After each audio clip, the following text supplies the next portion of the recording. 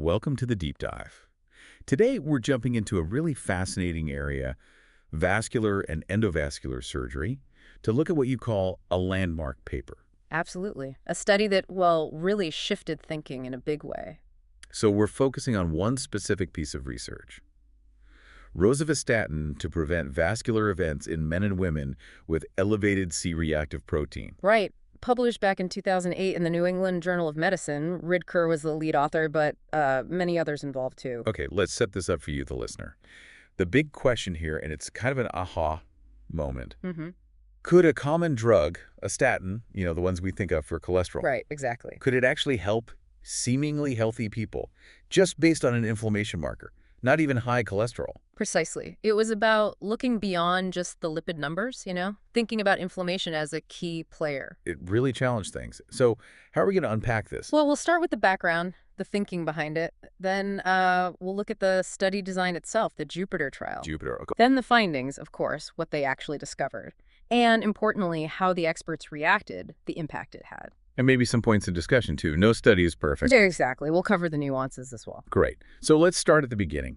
The hypothesis. What was the initial spark, the idea? Well, there was already this growing understanding that high-sensitivity C-reactive protein, HS-CRP... That inflammation marker you mentioned. Yeah, exactly. Elevated levels seem to predict heart attacks, strokes, things like that, even if your cholesterol wasn't high. Okay. So the really new idea here was, well, we know statins lower cholesterol, but they also seem to lower HS-CRP. Ah, interesting. Both effects. Right.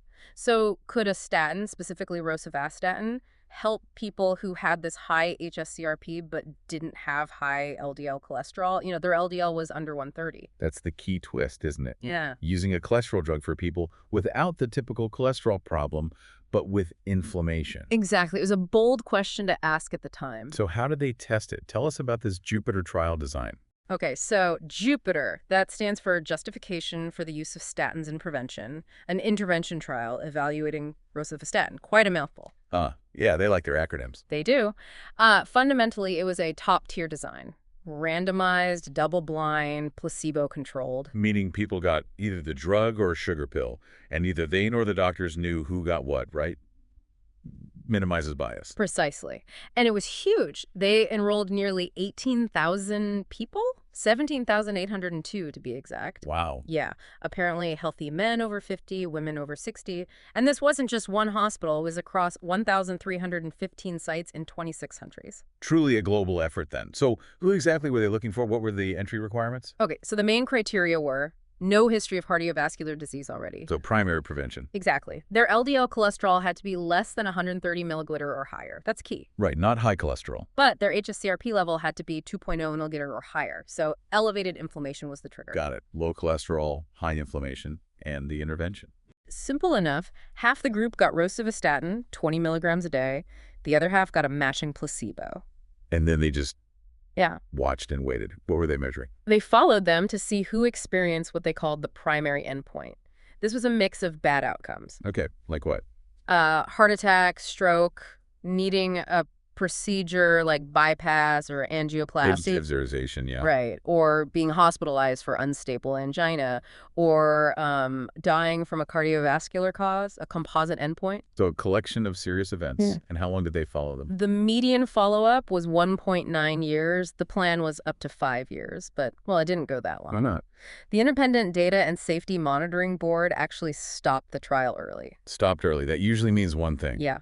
It usually means the results are so clearly positive for one group that it's considered unethical to continue giving the other group a placebo. Wow. So the findings must have been pretty dramatic. What did they see? They really were. Okay, first, looking at the markers after 12 months.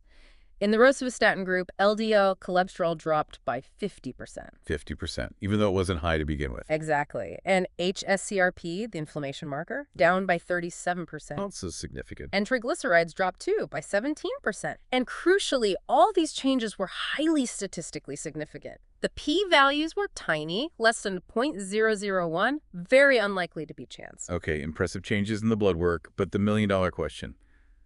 Did it stop those heart attacks and strokes? It absolutely did. There was a major reduction in that primary endpoint we talked about. How major? Well, the event rate was 0.77 events per 100 person years in the Rosuvastatin group. In the placebo group, it was 1.36. Okay, person years. Can you break that down a bit? Sure.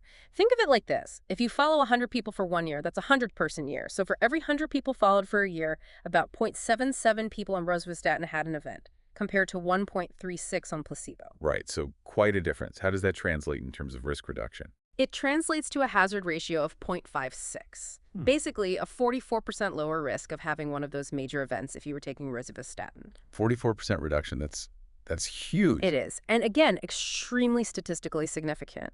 The p-value was less than 0.000001, just incredibly strong evidence. Were certain events reduced more than others? Did they look at heart attacks versus strokes separately? Yes, they did. And the reductions were pretty consistent across the board. For fatal and non-fatal heart attacks, the risk reduction was even greater hazard ratio, 0.46, so about 54% lower risk. Yeah. For fatal or non-fatal stroke, hazard ratio 0.52, so a 48% reduction. So very strong. And for needing those revascularization procedures or hospitalization for unstable angina, hazard ratio 0.53.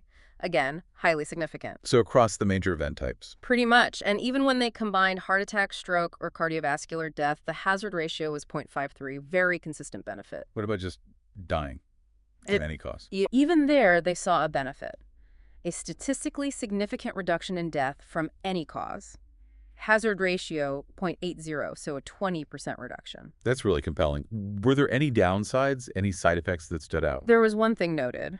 Physician-reported diabetes was slightly higher in the rosuvastatin group. That was statistically significant. Okay, that's important to know. But they didn't find a significant increase in concerning things like myopathy, muscle problems, or cancer. Okay, so a potential increase in diabetes risk, but major reductions in cardiovascular events and even overall death. How did the medical community react to this? What was the expert take? Well, it caused a big stir, as you can imagine. Jupiter was really seen as confirming that statins do more than just lower cholesterol. Right, the inflammation connection. Exactly. That benefit in people without high LDL was the key takeaway. And the fact that it was stopped early just underlined how strong the results were. So experts really focused on those risk reductions. Absolutely. That 34% relative risk reduction for the main endpoint, the 48% for stroke, 54% for heart attack, even the 20% for all-cause mortality. These were numbers people paid attention to. And you mentioned deep vein thrombosis too. Yeah, even a 43% reduction in DVT or pulmonary embolism. It suggested a broader anti-inflammatory or anti-thrombotic effect, perhaps. And all this in people starting with good cholesterol levels. That was the paradigm shift. It wasn't just about lipids anymore. Inflammation mattered, and statins could target it, bringing real clinical benefit. You also mentioned specific relevance for vascular specialists. Yes, very much so. Remember that endpoint included arterial revascularization. The bypasses and angioplasties. Right. Rosuvastatin led to a 46% relative risk reduction in needing those procedures. That's directly in the vascular surgeon's wheelhouse. Absolutely. It really hammered home the idea that this systemic inflammation is driving plaque buildup, the root cause of so much vascular disease. So it wasn't just a theory anymore. Jupiter provided really strong clinical legs for that theory and showed that checking HS-CRP could identify people at risk who we might have missed just looking at cholesterol. And did the benefits apply equally to everyone? That was another important point. The benefits were seen consistently in women and also in Black and Hispanic participants, which was great to see for addressing health disparities. Okay, so with such strong results, did everyone just jump on board? Was it seen as a slam dunk for prescribing statins more widely? Well, like any major trial, it sparked debate. It wasn't entirely without, let's say, points of consideration. Okay, like what? One main point was about absolute risk versus relative risk. That 44% relative risk reduction sounds massive, right? Oh, it does. But the absolute risk reduction was smaller because the overall event rate in this healthy population wasn't super high to begin with. Remember, 0.77 events versus 1.36 per 100 person years. Right. The difference isn't huge in raw numbers per year. Exactly. So the absolute risk reduction was about 0.59% per year, or maybe 1.2% over the roughly 2 years of the trial. So out of 100 people treated for 2 years, maybe 1 or 2 extra people avoided an event compared to placebo. Something like that, yes. which leads to the concept of number needed to treat, or NNT. How many people you need to treat to prevent one event? Precisely. For the primary endpoint in Jupiter, the NNT was calculated to be around 169 over 1 year. Meaning you'd treat 169 people with rosuvastatin for a year to prevent one major cardiovascular event compared to placebo. Correct.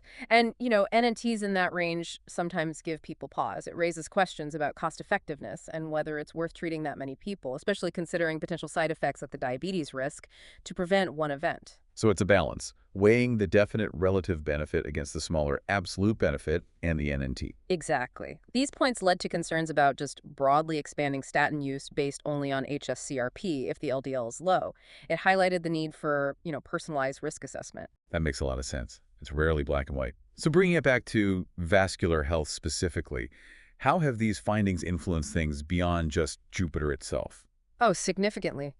Jupiter really opened the door to thinking about statins and vascular disease more broadly beyond just coronary arteries. How so? Well, it fueled more research. For example, there have been meta-analyses suggesting statins might slow down the growth of abdominal aortic aneurysm. And Calais, yeah. Right, and maybe even reduce the risk of them rupturing or improve outcomes after surgery for them. That's hugely relevant for vascular specialists. Absolutely. And the benefits seem to extend to other areas too. Statins are associated with better results after procedures for blocked leg arteries, both stents and bypasses. Peripheral artery disease. Also after carotid surgery or stenting to prevent stroke. Even after major aortic procedures like aortofemoral bypass or endovascular repair for aortic dissection. So pretty much across the spectrum of vascular interventions. It seems that way. There's even data showing that patients with critical limb ischemia, that's severe blockage in the legs, have better amputation-free survival if they're on statins. Wow. So the theme is statins seem helpful for vascular patients in many different scenarios. That's the growing understanding. It underscores the responsibility, really, for anyone managing vascular disease to make sure patients are on optimal medical therapy. And Jupiter really broadened what we consider optimal therapy to include addressing inflammation, even if cholesterol looks okay. It's about treating the whole risk picture. Exactly. Before, during, and especially after any vascular procedure, maximizing medical therapy, including statins where appropriate based on overall risk and inflammation, is crucial for long-term success. Okay, let's try and boil this down. If there's one key takeaway for you, the listener, from this deep dive into the Jupiter trial, what is it? I think the biggest takeaway is that Jupiter really showed, quite convincingly, that statins can significantly cut the risk of heart attacks, strokes, and other major events, even in people who don't have high LDL cholesterol, provided they have elevated inflammation measured by HS-CRP. It really cemented inflammation as a key target, didn't it, beyond just cholesterol? It absolutely did. It shifted the paradigm. Which makes you think, doesn't it? What does this mean for the future? How should we assess risk? Should we all be getting our HS-CRP checked? That's the million-dollar question it raises, isn't it? Should inflammation markers become a more routine part of assessing cardiovascular risk, alongside cholesterol, blood pressure, etc.? Especially if cholesterol alone doesn't tell the whole story. It gives you something to mull over regarding your own health. For sure.